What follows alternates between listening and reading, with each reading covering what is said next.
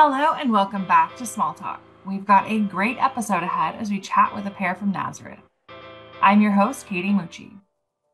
Each week on this show, we highlight the past and present of Division III, with both current and former student athletes joining to talk about their experiences, their favorite on-campus spots, the craziest road trip stories, and more. This week, we're chatting with Maggie Gannon, a current member of the women's lacrosse team, alongside former student athlete and Nazareth Hall of Famer Becky Cincebox.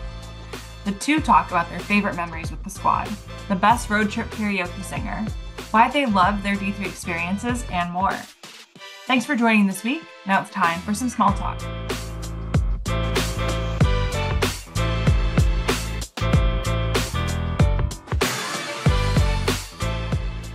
Hi, my name is Maggie Gannon, and I am a current member of the women's lacrosse team here at Nazareth University. And hi, I'm Becky Cincebox.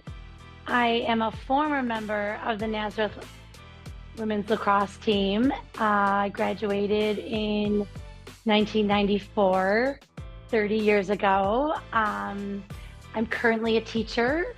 I teach Universal Pre-K in Webster. I have 4 kids and a husband. We live right in Pittsburgh still, so happy to still be here. Well, welcome. Thank you both for being here. And so since you're still in town, do you get to make it out to many games? Well, I used to when my kids were little. Right now I have a 25-year-old down to a 17-year-old. So my son played lacrosse, Thomas, at Nazareth College, and studied there. He graduated. So we went to games for him there, and I went to the alum games for many years. And now my daughter plays college lacrosse at University of Albany. She's a goalie there.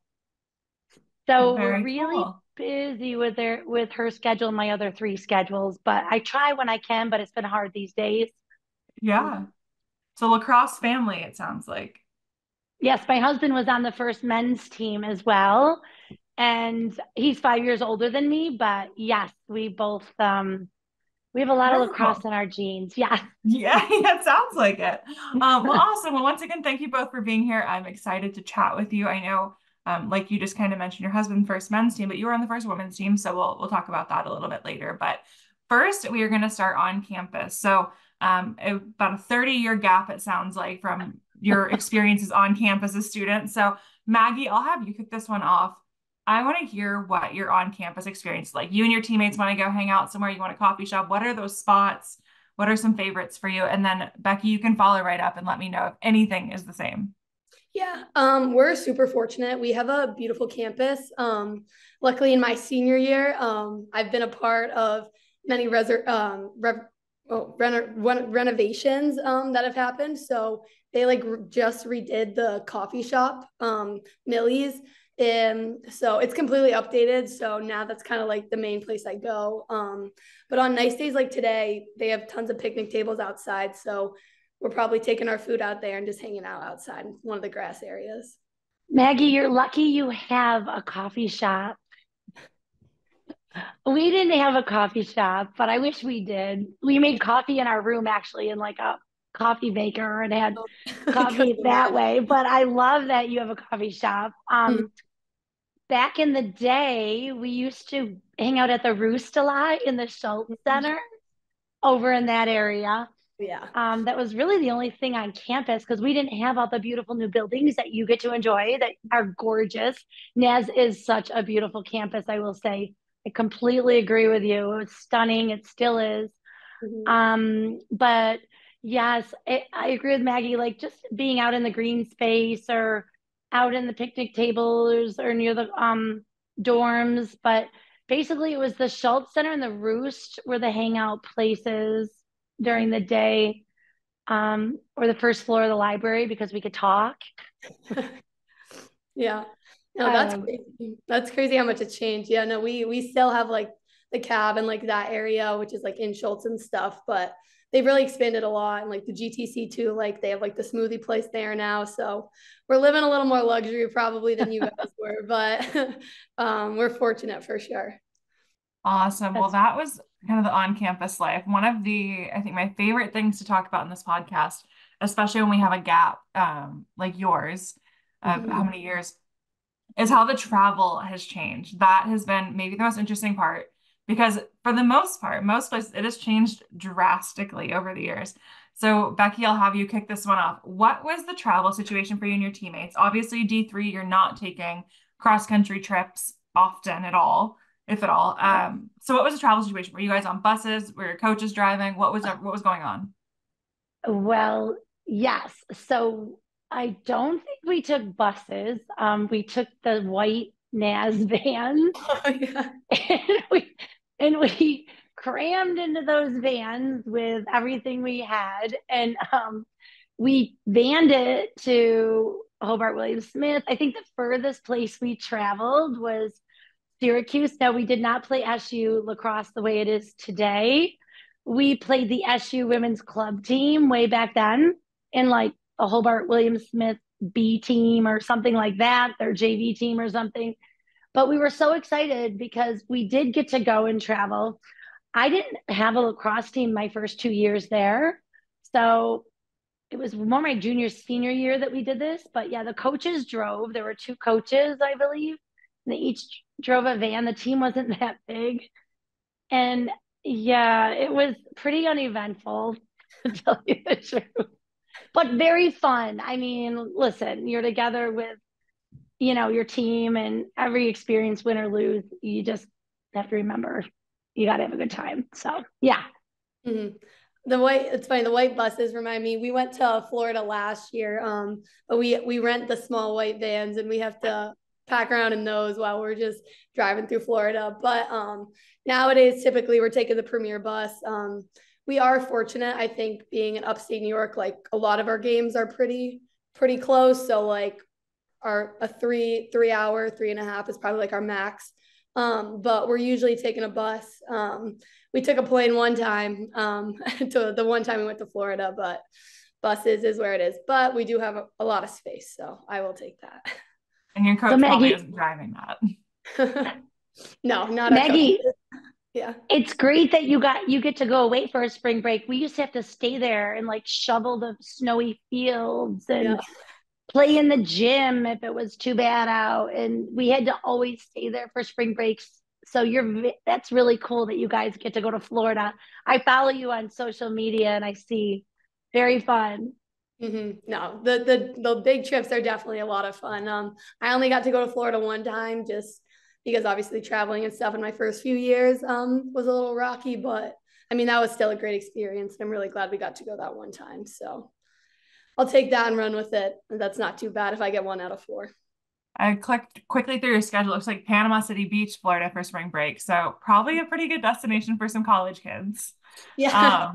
What was No. that trip like for you guys with your teammates and getting to be out there, and especially getting to be out of upstate New York in middle of winter? Oh my God. Getting away from the snow is like all we need. It's like the first half of our season or more is probably like that like snowy rain and it's just like miserable. So going to Florida, as hot as it is, was great. Panama City Beach it was funny.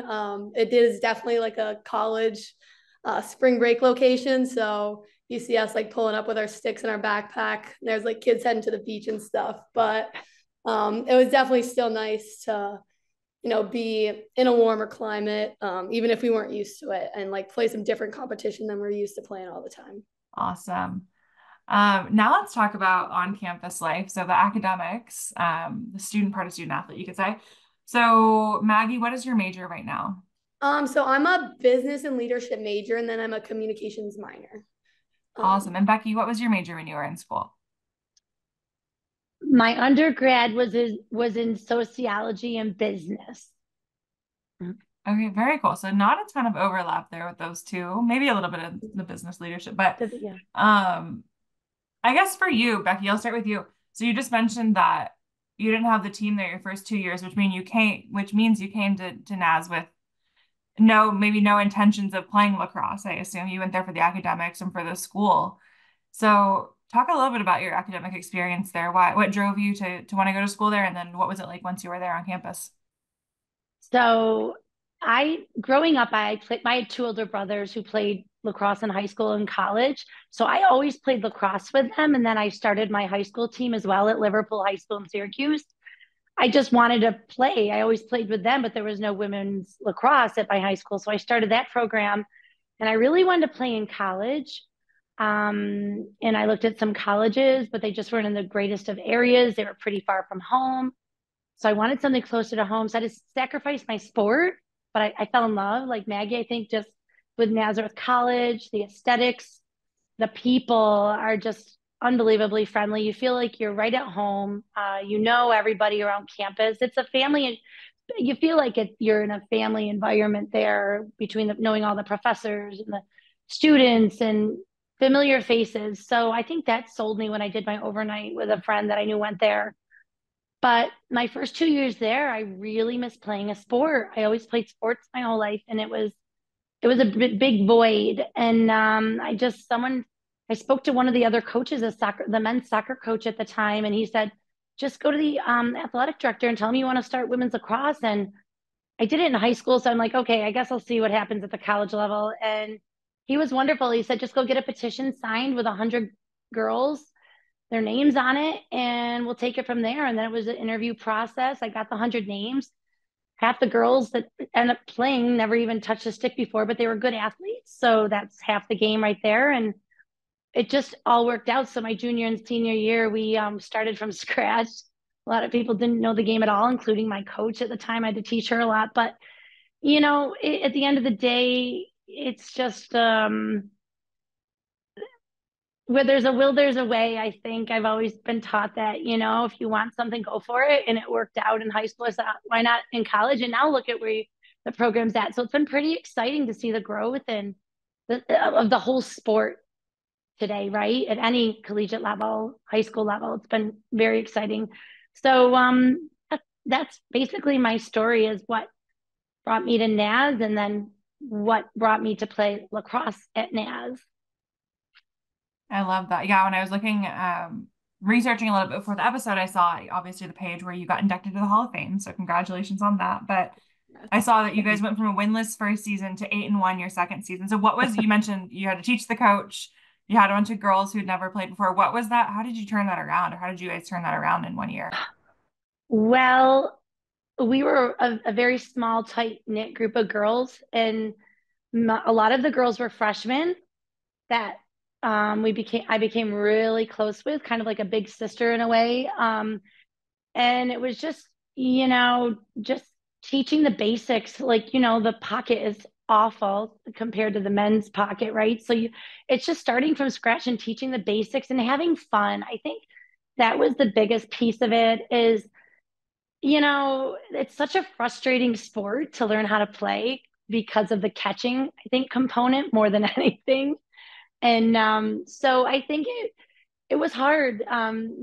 We just had to start with the basics, and I had already been playing a lot of my life, but it's a game. If you have good athletes, I think they think it's fun and they want to learn it, and they want to do extra wall ball. They want to go meet in the gym. At the time, we didn't have a lot of the turf fields. We played on grass then with wooden sticks.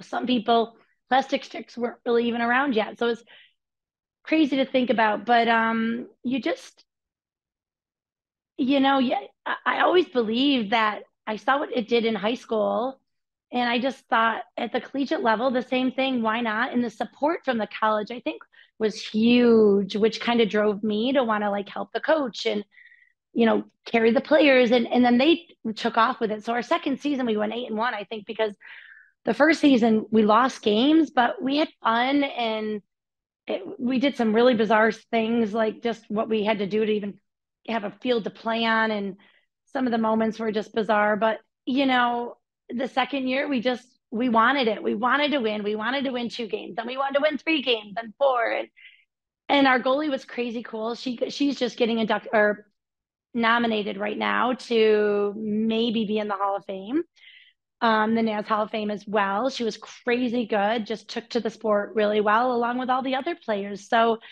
I think when you have the right people with a drive and competitive edge, they were wicked competitive girls. We just did our best. Awesome. Maggie, I'll get to your academics in a second, but just following up from that for you, you're in the program now, and you've been in it for a few years.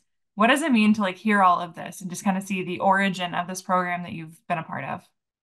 Yeah, no, it's unbelievable. Like Becky, like hearing like everything you guys went to, like to start the program, and then like what you were saying, like where it is today, like I am so thankful for like everything you did, because like now I have the opportunity to play with my best friends and like compete at such a high level. And like obviously, like if you didn't like have to grind like you guys did, like we wouldn't be where we are today. So like it is really cool, and like it makes it like that much more important, I think, like here compared to like other programs, like what you guys went through. I think like NASLAX like really has such a family on like the men's and women's side. Like the alumni are so close knit like with the program still, and I think a lot of that like is credit to you and like that first team and like where you guys started and like the relationships that you guys built from that. I think like it's just like not something you see in every program, so I'm definitely appreciative of that. So now, Maggie, for your academics, you are, I guess, kind of same question I asked Becky to start out. What drove you to go to Nazareth? Obviously lacrosse, but what else? Like, why was that the right school? Yeah, no, it is funny. So I'm from Vermont, Burlington, Vermont. So like a lot of the people who go here are like upstate New York. So it was definitely like a little shocking. Everyone's like, oh, like why Naz? And similar to Becky, like I did an overnight with the team, and that like honestly sold it for me. It took like one night for me to meet like the entire team just to be like, this was the program I knew I wanted to be a part of. Academics were also a huge role. I know I went to one class during my overnight, and I really liked the professor, and I was like, if I already like everything about the school, about the team, like why shouldn't I just come? And it was kind of just like easy as that. And then like I just fell in love. Like my professors, all of them are great. I have a close relationship with all of them, and I think Naz especially like really focuses on that, and I appreciate those relationships in a smaller school. And they've like really just like helped me build my career, set me up for the future. But yeah, I think the team was definitely a big part of that. Like obviously I wanted to play, I wanted to compete, but I wanted to do that with people that I wanted to compete with, and I really found that like right away, which I really appreciated. Awesome. Yeah, lots of long bus rides over your year student to make sure you like the people you're going to be around. Now let's get into some story time. So the first one I want to hear from both of you is your funniest or craziest but appropriate story. And Becky, I'll have you start this. Oh my goodness. Well, relative to lacrosse, I'll keep it relative to lacrosse, I guess. I don't know if it was funny, but at the time we were like, this is completely crazy that we are spending our spring break like this. Like everyone else is down in Panama City. They hopped on buses. All my friends were like going off to Panama City on a big bus with everybody on campus, and we're stuck on campus with the men's team and us. And it was fun because we had the men's team, but the days were kind of awful because we had to literally go out and like shovel the fields because they, of course, were covered in snow. But then our coach decided to take us out to like Mendon Ponds Park, thinking that would be fun to run and bring our sticks and try to play in the parking lot. That was like a gravel parking lot. And we're like, this is awful. And literally, we had it, and we would just basically were like, forget this. We put our sticks down. We literally just like started running around, like fooling around in the snow. Like we just ended practice. We're like, coach, this is crazy. We are not doing this. This is not spring break. Everyone else is in Florida. Thank God there was no social media then, because I think it would have been 100 times worse. But it's moments like that where I think we laugh like crazy over just the bizarre things you have to do in lacrosse, because it's a winter sport, truly, right? I mean, we're out there in the thick of it, snow, sleet, rain, the most crazy weather, and you have to make fun with it. You have to have fun with it. So we just, we sang a lot on the road trips on those vans. I think it drove the coaches nuts because we were loud, we were silly, we were goofy. There's not one particular moment, there's actually many.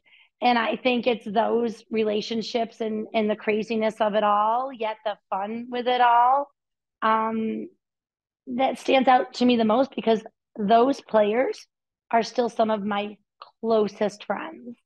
So I don't have one particular. That's great. Maggie, how about you?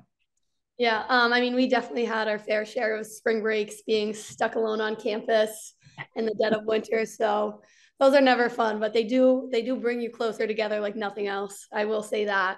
But like a similar spring break story, it was last year when we went to Panama City.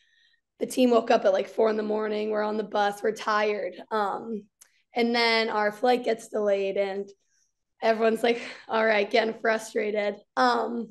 And then we're sitting on the plane for like hours. And we're like, what's going on?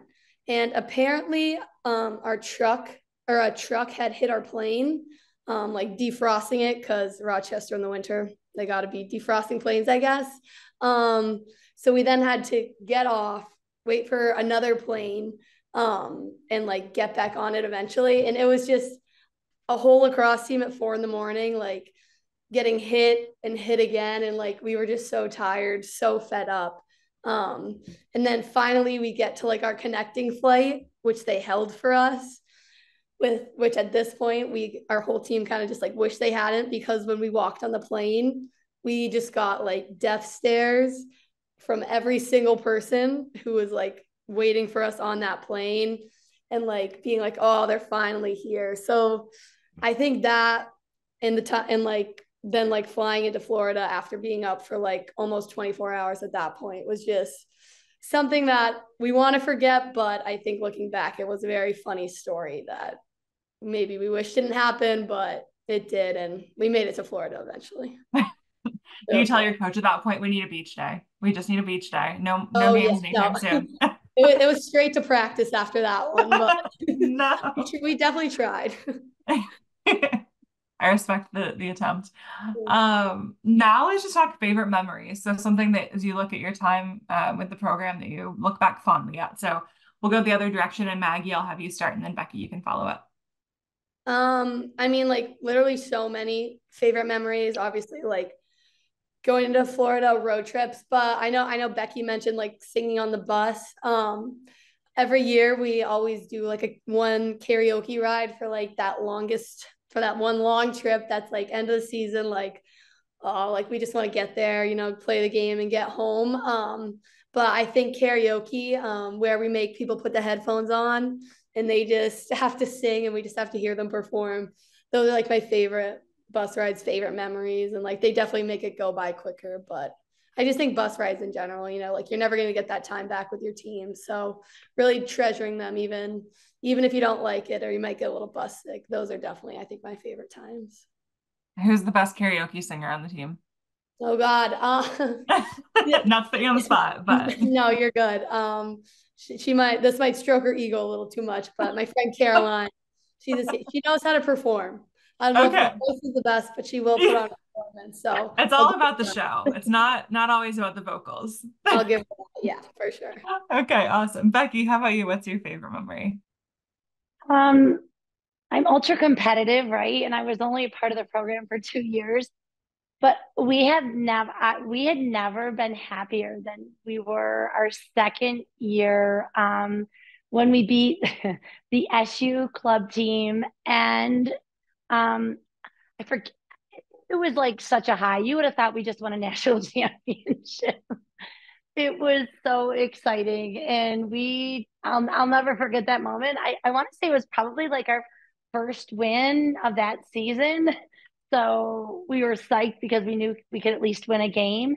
And then when we played the William Smith team as well, they were ultra competitive because they had a program for quite some time. And we didn't get destroyed, which was amazing. So that was pretty exciting. But yeah, and just those moments back on the bus ride. I mean, just like Maggie said, being together with your team and your best friends and you're on a bus and you're making awesome memories and you're singing your like crazy and just having a great time. Those are the best memories that you don't forget and the crazy things you do along with it. So, yep. Awesome. Well, we are going to kind of start to wrap it up now and get to some more abstract conversation, I suppose, but just talk about Division III. So this podcast is part of our 50th anniversary of D3. So we do want to highlight kind of your D3 experiences. So Maggie, with you first, What does it mean to you to be a D3 student athlete? It means like so much. Like I don't know where I would be without being an athlete, especially like being a collegiate athlete. It teaches you so many life lessons, but what I appreciate about D3 specifically is just like the academic balance that I have as well. Like the opportunities I've had with like internships and like school and being able to stand out in my classes while also being able to put that time in on the field, like it's something I'm really appreciative for because like it's setting me up for my career now. I'm about to graduate college. And I think D3, like it shows you how to grind, how to like really work towards something. And I just think it's a great opportunity. And if anyone has the opportunity to play a D3 sport, I definitely think they should. I don't think I'd be any person that I am without it. So I think just the balance that I've had with academics and sports, and then also like that team environment just mean so much to me. And I think D3 sports definitely gave that to me. I agree with Maggie. It's really good balance. I mean, you devote a ton of time to your sport, obviously, but just as equally to your academics. It's and it's also basically it seems like a smaller scope versus the D1 scope or the D2 scope. And it just provides you that comfort where you can still easily play a sport, but and be successful and be extremely successful in the classroom and student teach or do your internships or one of the things I loved is your professors. Your class sizes are small where at a lot of D3 schools, such as like a Nazareth University, and you get to know your professors. And one of my favorite professors was Gary Nothnagel. Unfortunately, he passed away a handful of years ago, but Mr. Nothnagel, every single student athlete knew basketball, soccer, lacrosse, everyone knew him because he not only got to know you in the classroom and made sure that you were successful and built that relationship with you, but he attended all of our athletic events. He didn't miss games. He went to all the games. He dragged his family with him to all his games. They loved it. And, you get that smaller communal feel which goes a long way. It kind of drives you to make you want to do well, not just for yourself, but for your professors, for your teammates, for your coaches, for the athletic director, for the people in the roost that are cheering you on, or in the cab that are cheering you on, or other. It's just, there's something about a D3 atmosphere that just, you feel so supported and anything is possible, doing the internships or student teaching or whatever you need to do, they'll work with you to make it all possible for you to be successful in the classroom, number one, but as an athlete as well. That's great. And now the last question I have for both of you, like I said, 50th anniversary. So we're 50 years down, many, many more to come. What do you see or what do you hope to see for the future of Division III? And Becky, I'll stick with you and then Maggie closes out. I hope to see these traditions continue. Exactly what's happening, the growth of the sport, women's lacrosse and D3 sports in general. I mean, 50 years, I didn't realize that at the time, 30 years ago, that, is only 20 years in. I did not know that. So I just learned, when you do the math, it's kind of shocking, right?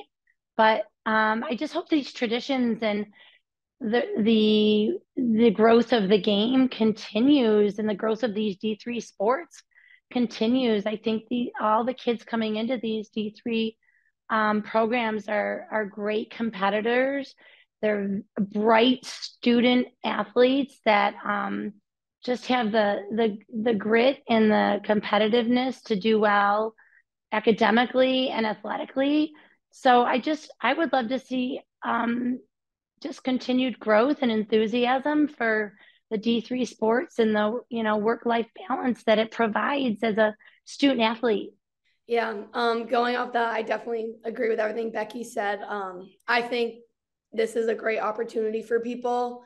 I think more people will start taking this route, and I think a lot of people should. I mean, being able to like pursue all the academics you want, I think is super important. And I know I've had every opportunity to do that. And I think especially with like women's lacrosse and women's sports, like those opportunities do keep coming for us. And I think we need to keep taking them now, just to like help see it grow more in the future. And I'm super appreciative of D3 sports, and 50 years, it's a long time, but yeah, I'm hoping there's a lot more to go and a lot more to grow still too. So I just see it continuing to grow, and I see more people definitely taking this route. I think the opportunities here are just really, really good and really, really big. Great. Well, thank you both again for joining me today. I had a great time chatting, hearing your stories. I know you're still in season, Maggie, so wishing you best of luck the rest of your season. Becky, thank you so much for being here. I know you are out in the working world now and a mom, so you're busy, but I appreciate you taking the time to be here too. Thank you. Maggie, nice to meet you. Hope to see you. And thank you, Katie. Nice to meet you too. Thank you so much. To everyone listening, thanks for tuning into this episode of Small Talk. We post new episodes every Thursday. To follow along with everything Division III, you can find us on social media at NCAA D3 or NCAA DIII. Make sure to join the conversation with us all year long by using the hashtag DIII50. Have a great day, and we'll see you for some more Small Talk next week.